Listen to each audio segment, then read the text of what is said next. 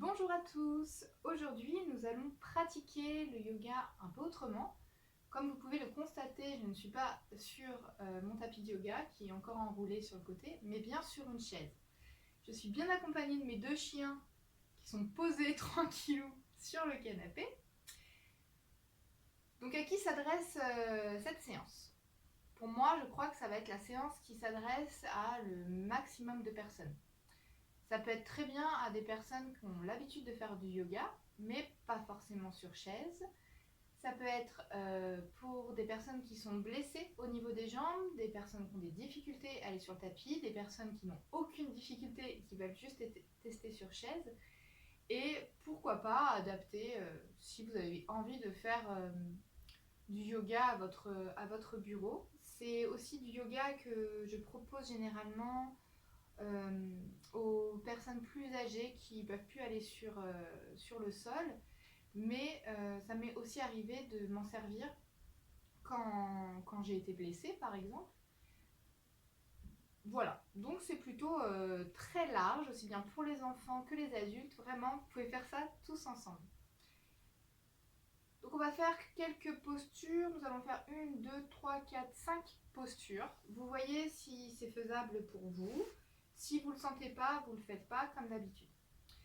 Donc nous allons... Alors déjà, avant de commencer, je vous propose de bien vous installer. L'idéal, c'est d'avoir les genoux au niveau de votre bassin. Regardez, moi j'ai mis mes pieds sur une cale. Mais si vous n'avez pas de cale, vous pouvez prendre des livres que vous empilez. Parce qu'en fait, on ne va pas trop bouger les jambes. Donc n'hésitez pas à bien vous installer. Des livres, je pense, c'est l'idéal si vous n'avez pas de cale. Donc amusez-vous à aller chercher des livres que vous avez envie de mettre sous vos pieds. Parce que regardez, moi si je ne mets pas les cales, eh ben, mes genoux sont plus bas que mon bassin et je ne suis pas confortable et je sens que ça se tend dans mon bas du dos. Donc je vous propose vraiment d'essayer les deux, mais avec moi à chaque fois la position de base, vraiment comme on va s'asseoir, c'est le plus important pour pouvoir continuer. Comme ça on peut continuer à construire une tour qui va tenir, mais si on n'a pas les fondements solides, eh bien on peut mal se positionner. Donc les cales, très important. Nous allons rester longtemps assis, donc comme d'habitude, hein, ma posture super glamour. On met les fesses en arrière pour bien placer nos ischions. Donc en fait, on prend notre main, on chope notre fesse ou notre ischion, vous savez, lorsqu'il est tout pointu au niveau des fesses. On tire vers l'arrière, on prend l'autre, on tend, on tire vers l'arrière. Et là, normalement, vous devez sentir que vous êtes mieux installé. Alors je ne suis pas adossée sur ma chaise, hein. Je m'avance un peu. Et on va commencer assez simplement en plaçant vos mains en namasté. On avait vu ça dans les 2 premières vidéos de yoga débutant. Donc on appelle ça les mains en namasté, c'est les mains jointes. On ouvre les coudes sur les côtés, on baisse les épaules. Et veillez à ce que votre menton ne soit pas vers le plafond, mais légèrement vers la poitrine. Et vous respirez. Nous ferons par la suite une vidéo spécialement sur la respiration. Donc là, tout ce que je vous demande, c'est de ne pas être en apnée. Et vous respirez.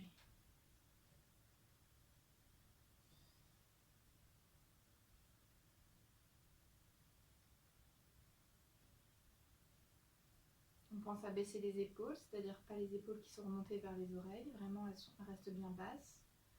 On ouvre un peu les coudes. Je vous dis ça parce que quand on reste un peu dans la posture, on a tendance à avoir ces réactions qui viennent. C'est-à-dire monter les épaules, relâcher les coudes. Ensuite, nous allons placer les mains en namasté au-dessus de la tête. Donc vous avez toujours les mains jointes. Peut-être que si vous avez mal aux épaules, ce n'est pas une posture conseillée pour vous. Donc restez comme nous étions juste en bas. Ou les mains sur les cuisses. Parce que rien qu'en étant assise de cette façon, croyez-moi, vous êtes en train de muscler votre dos, tout en douceur. Donc là, on pense à bien ouvrir les coudes. Le risque, c'est de les rentrer, donc on les ouvre bien. Et de bien coller les paumes de main ensemble. On baisse les épaules aussi, hein. On peut avoir tendance à remonter. Là, on crée de l'espace dans le corps. On respire bien. Tout ce que je vous demande, c'est de ne pas être en apnée. Si jamais vous sentez que vous êtes en apnée, vous soufflez.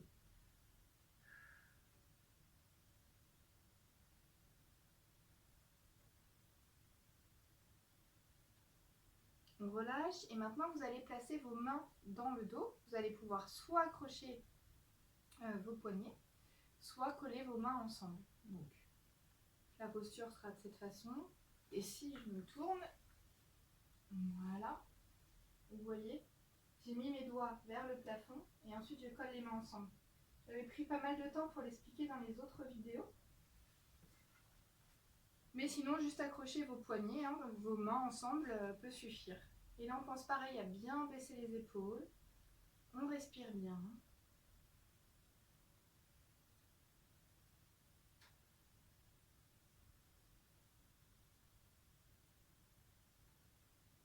Et on relâche.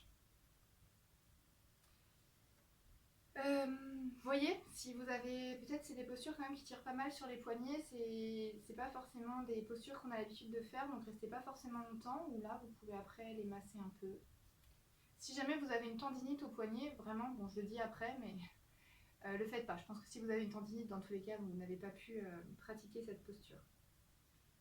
Ensuite, nous allons faire la posture du chat sur chaise. Alors, inspirez du chat. Moi, mon idée à chaque fois qu'on est sur chaise, c'est de travailler les zones du corps qui me semblent importantes quand on est en posture classique. Donc, la posture du chat, normalement, on est à 4 pattes et on bouge le dos, dos creux, dos rond.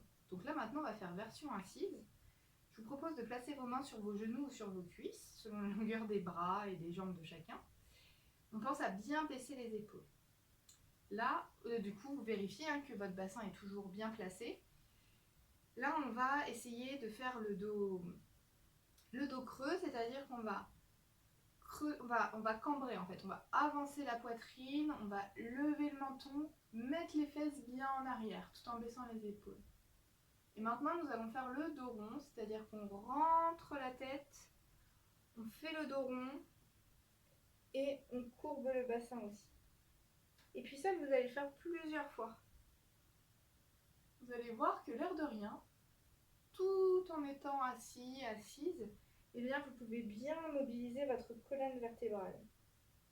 Alors moi, ce qui m'aide par exemple, c'est que j'inspire, je creuse le dos, j'expire, je fais le dos rond. Mais je pourrais faire l'inverse, par exemple. Donc je respire normalement, j'expire, je fais le dos creux, j'inspire, je fais le dos rond. Si c'est trop pour vous la respiration, mobilisez juste votre dos. Vous respirez normalement. Peut-être que vous avez besoin de rester longtemps en dos creux par exemple. Ou alors à l'inverse, vous avez peut-être besoin d'être en mouvement continuel, constant. Alors moi, ça m'arrange bien de commencer à faire la vidéo sur chaise. Parce que je dois tourner mes autres cours. Mais j'ai trop mangé. Ou alors non, pas forcément trop mangé, mais j'ai mangé il y a peu de temps. Et donc de faire le petit cours sur chaise, si jamais vous avez besoin de faire du yoga, mais que vous sentez que vous n'êtes pas encore à l'aise pour vous mettre par terre, et bien faire sur chaise, ça peut être un bon compromis. Nous allons passer à notre troisième posture. Alors ce qui va nous aider, ça va être d'avoir une sangle. Si vous n'avez pas de sangle,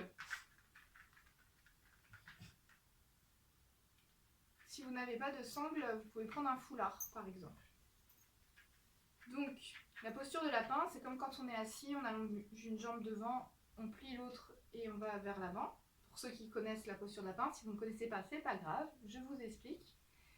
On garde la jambe gauche sur la cale. On va allonger la jambe droite. Alors vous ne voyez peut-être pas trop, mais je mets le pied flex. Voilà. On allonge la jambe devant et vous allez placer la sangle.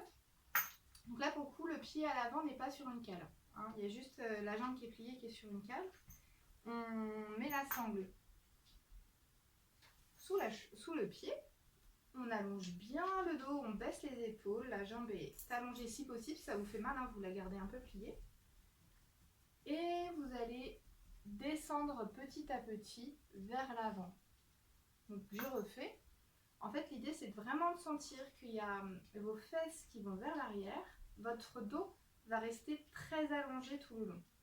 Et vous allez descendre petit à petit, tout en respirant. Peut-être que n'arriverez pas à descendre plus que ça. Et ce n'est pas gênant. C'est déjà... ça étire déjà beaucoup le dos d'être de cette façon. Et quand vous le sentez, vous descendez petit à petit.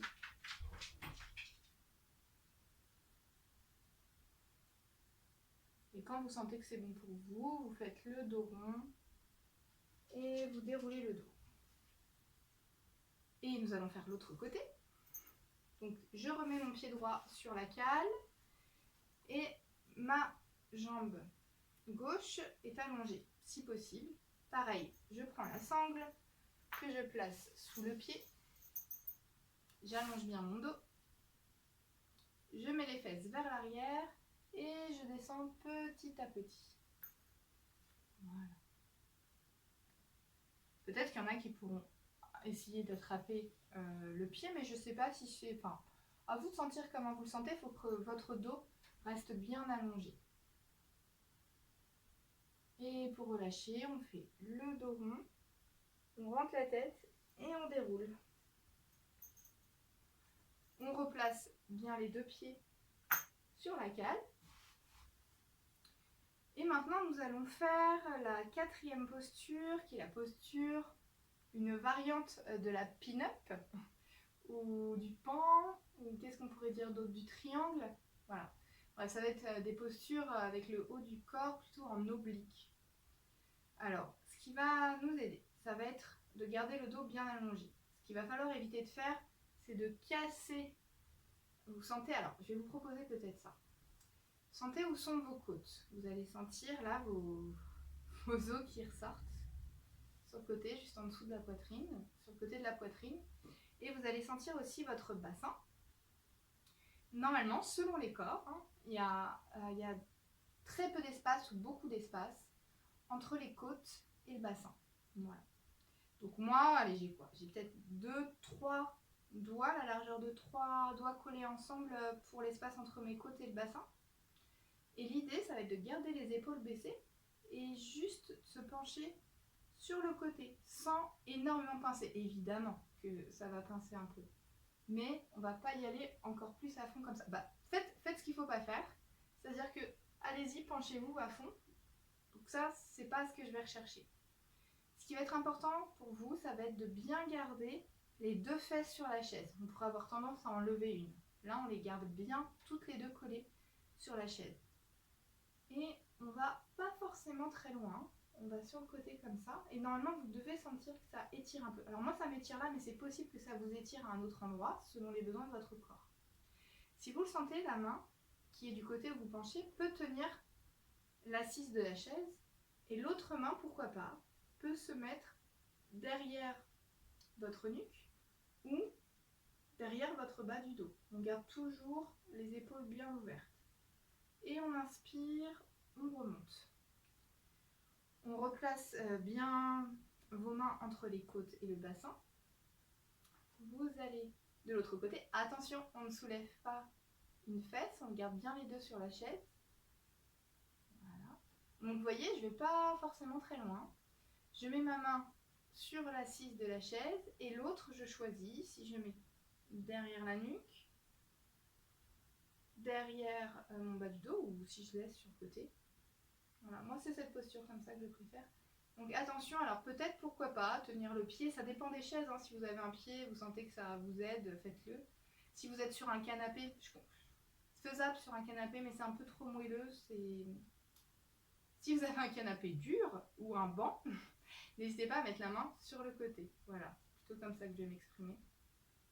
Et on inspire, on remonte. On va refaire encore une fois de chaque côté. On va de l'autre côté, donc on peut sauter l'étape, hein. Normalement peut-être que vous avez commencé à sentir ce qui se passe dans votre corps, sinon vous remettez les mains et vous penchez.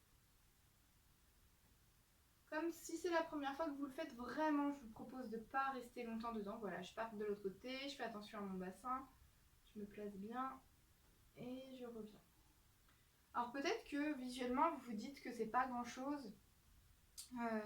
Alors il faut aussi savoir que pour moi en yoga, c'est pas du tout important d'arriver à la posture finale qu'on peut voir ou d'avoir le maximum de souplesse. Voilà, ça c'est pas ce qui m'intéresse. Ce ce qui va m'intéresser, ça va être tout le cheminement, comment petit à petit vous prenez conscience de votre corps, comment vous arrivez à respecter vos limites, c'est-à-dire de ne pas vous faire mal, de ne pas aller plus loin parce que vous vous dites que si, il faut aller plus loin. Là, c'est plutôt être dans l'écoute, l'accueil. Il y a des jours, parfois, on peut aller plus loin que d'autres. Parfois, on a plus d'équilibre que d'autres, par exemple. Et là, c'est plus... Je le vois plutôt comme des inspirations. Tiens, je vais plutôt travailler les obliques. Et là, vous voyez, même si c'était assez léger, je sens que ça a travaillé, que ça a étiré mon corps, que ça a redonné de l'espace, de la respiration. Et maintenant, nous allons terminer avec une torsion. Donc, ça va être notre dernière posture. Alors, pour la torsion, toujours pareil, comme pour tout, je radote. Vous placez bien votre bassin. L'idée de la torsion, ça va être d'imaginer un peu comme soit un escalier à colimaçon, soit un tire-bouchon, soit les queues de cochon. Selon qui m'écoute, chacun, vous pouvez piocher ce qui vous parle. On va imaginer que la base, ça va être notre bassin, plus particulièrement notre sacrum coccyx, donc les os qui sont vraiment dans le bassin, et que petit à petit, notre colonne va tourner. Et pour pouvoir tourner, il faut que ce soit très solide à la base. Voilà. Donc, ce que je vous propose, ça va être de prendre votre main gauche et de placer sur le genou droit ou la cuisse droite, selon comment vous êtes, les longueurs de votre corps. Et l'autre main, la main droite, vous allez soit la placer juste derrière votre bassin, soit vous allez accrocher un barreau. Moi, j'ai des barreaux, je vais tourner la chaise après pour vous montrer. Donc, je montre de face comme ça. Ensuite, j'ouvre bien les épaules et je regarde vers l'arrière. Et je respire, et quand je sens que c'est trop pour moi, je relâche. Donc pour continuer à bien vous expliquer, je vais mettre de profil. Voilà. Je remets bien les câbles pour être bien installé. Je replace bien mon bassin. Je prends ma main gauche sur la jambe droite. Ma main, donc je vous disais, soit derrière le bassin, soit moi j'ai une chaise avec des barreaux. Du coup, j'accroche un barreau, c'est vraiment très très pratique. J'ouvre bien les épaules. Et je regarde derrière le dos, derrière le dossier de la chaise. Je respire. Ah, il y a mon chien qui respire en même temps que moi. On est sur le même rythme. Et on expire, on relâche. Maintenant, on va faire l'autre côté. Prenez votre main droite sur le genou ou la cuisse gauche. Soit la main derrière le bassin, soit vous attrapez le barreau, vous baissez bien les épaules et vous regardez derrière le dossier.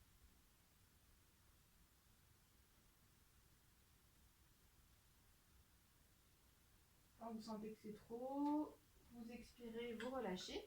Je vais me remettre face pour bien vous montrer, comme ça vous pouvez le faire une deuxième fois si vous voulez.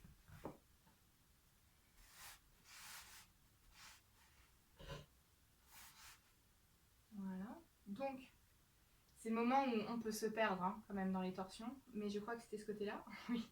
Je prends ma main droite sur la jambe gauche, soit la main derrière le bassin, soit j'attrape le barreau, je baisse les épaules et je regarde vers le dossier.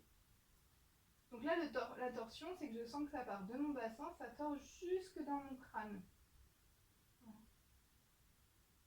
Et on expire, on relâche.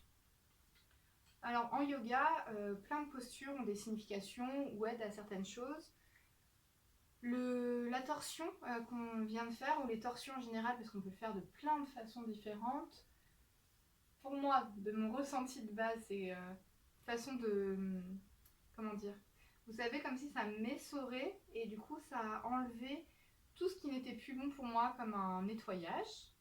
Et sinon, c'est vraiment la torsion est la posture phare pour tout ce qui va être digestion. Et bien voilà pour cette petite séance. Donc il y avait les mains en namasté, soit au niveau de la poitrine, au-dessus de la tête, dans le dos. On avait fait les postures du chat, dos creux, dos rond. La pince, vous vous souvenez, c'était avec la sangle et on avançait vers l'avant. On avait fait l'autre côté. Ensuite, on avait fait, allez, ce que je dirais, la pin-up assise, quand on va un peu sur le côté. Voilà, il faudrait s'imaginer habillé très très glamour, et là je crois que vous avez l'image. Et de l'autre côté, ça marche aussi pour les hommes, Vous pouvez exploiter votre côté féminin. Ensuite, ensuite, on a terminé avec la torsion. Voilà. Donc, c'est 5 séances, c'est 5 postures. C'est assez rapide, ça fait du bien. C'est juste pour vous montrer que c'est possible de faire du yoga sur chaise, c'est-à-dire que moi, par exemple, j'ai commencé le yoga quand j'étais blessée au genou et je ne pouvais pas du tout utiliser mes jambes. Et bien évidemment, quand c'est en cours, en présentiel, c'est possible pour moi de vous accompagner sur quasiment toutes les postures, mais en vidéo, je voulais rester sur du plutôt classique. Voilà, c'était pour vous dire qu'on peut inventer, créer ensemble tout en respectant son corps et en se faisant du bien. Pour terminer, je vous propose d'ouvrir les bras sur les côtés, on colle les mains ensemble, on descend le long du front et au niveau du cœur. Merci pour aujourd'hui.